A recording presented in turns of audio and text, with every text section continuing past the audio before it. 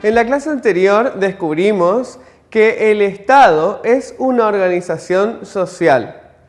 Repasamos las tres características principales de nuestro Estado y nos dimos cuenta que cada una de estas características responde a distintas funciones de organización social. Repasamos las tres características que son representativo, republicano y federal.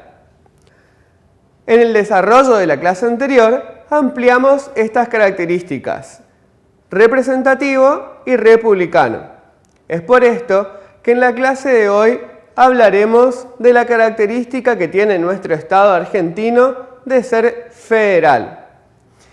Como esta característica era el centro de la investigación de nuestra actividad anterior, seguro ya te enteraste que ser federal para nuestra Argentina significa una división territorial y política. Acompáñame entonces al desarrollo de la clase de hoy, que está centrado en la particularidad de ser nuestra organización social un Estado federal.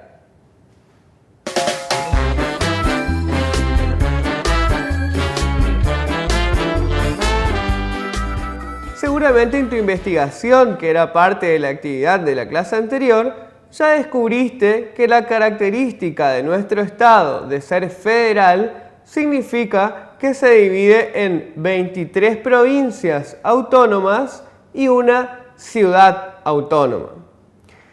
Esto quiere decir que nuestro sistema de gobierno tiene, por un lado, un gobierno central que organiza a toda la sociedad argentina en su conjunto y 23 gobiernos provinciales que se encargan de la organización de cada una de las provincias, más el gobierno de la ciudad autónoma en la provincia de Buenos Aires.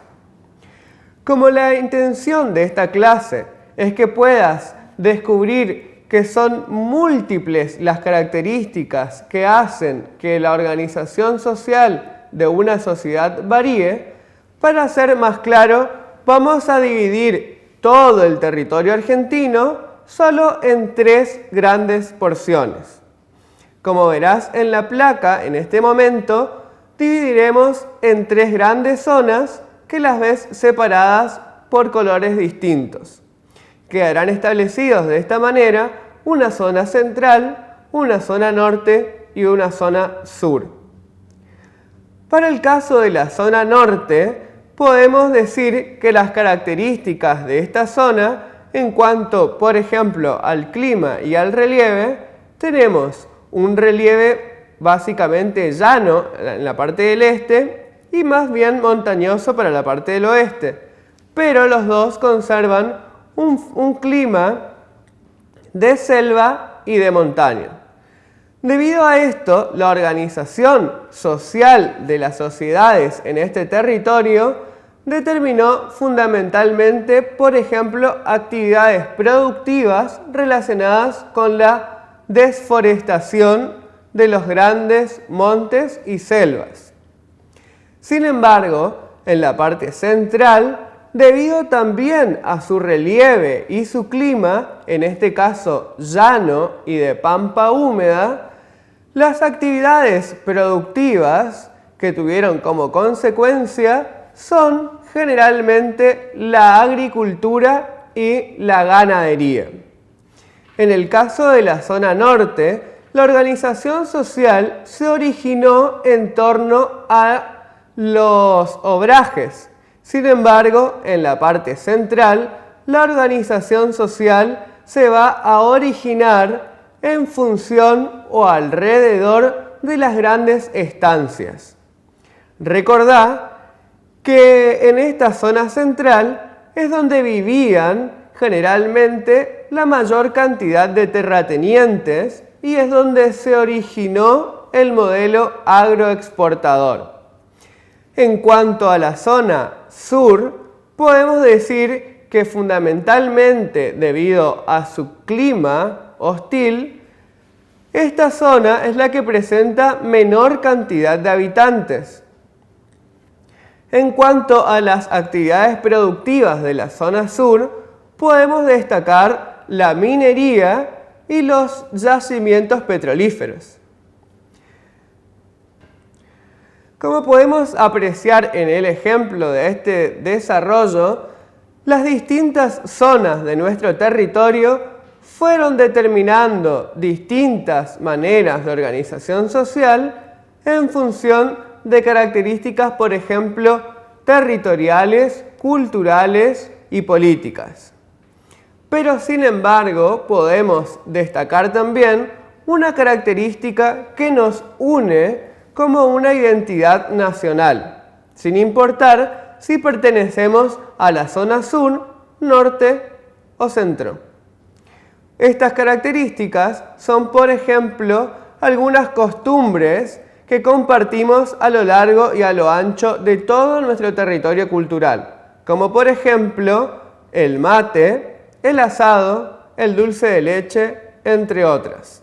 Luego de descubrir cómo influyen distintas características, como por ejemplo características culturales, climáticas o físicas, dentro de las organizaciones sociales de una sociedad, pasemos a la conclusión de la clase de hoy.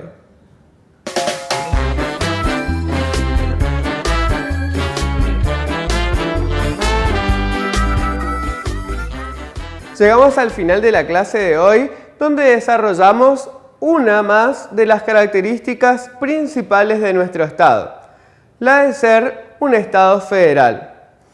Vimos que esto significa que nuestro Estado se divide en 23 provincias autónomas y una ciudad autónoma. En el desarrollo de la clase de hoy, para comprender mejor este tema de organización social, dividimos nuestro territorio en 3 grandes porciones para aclarar cuáles son las características que determinan diferencias en la organización social de cada una de las sociedades que analizamos. Para la actividad de la clase de hoy, pensemos. Vamos a necesitar, como siempre, un grupo de compañeros, lápiz y papeles donde escribir.